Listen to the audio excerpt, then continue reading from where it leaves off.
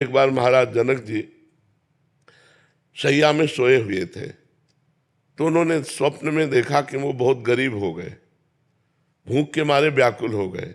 किसी तरह उन्होंने कुछ दाल चावल मांगे और उसे मिट्टी की हाड़ी में पका रहे थे।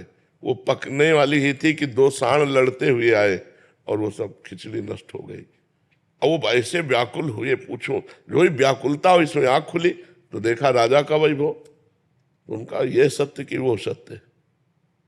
सभा में आए बड़े बड़े विद्वान बैठते थे, उनसे पूछा ये सत्य कि वो सत्य। अब ये और वो का तात्पर्य कोई जाने तो उसका निर्णय करे। उनका भाव था ये सत्य जो देख रहा हूं या जो स्वप्न में देखा वो सत्य।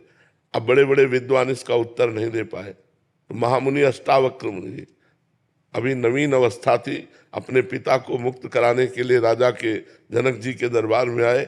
सबने हंसी की। तो पहले ही उन्होंने कहा कि हमने तो सुना था जनक का दरबार ज्ञानियों का दरबार है, यहाँ तो हमको सब चमड़े की पहचान और मांस की पहचान करने वाले दिखाई दे रहे हैं।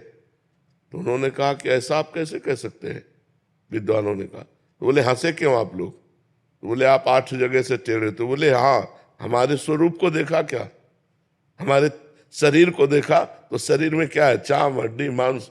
तो यही चीज देखने वाले आप लोग हो, आप लोग ज्ञानी तो हो नहीं, क्योंकि ज्ञानी स्वरूप देखता है, शरीर नहीं। अब सबके होश उड़ गए कि बालक कोई साधारण नहीं। तो जनक जी से कहा, हाँ जनक बोल, तेरा क्या प्रश्न है। तो उनका ये सत्य कि वो सत्य। बोले ना ये सत्य ना वो सत्य।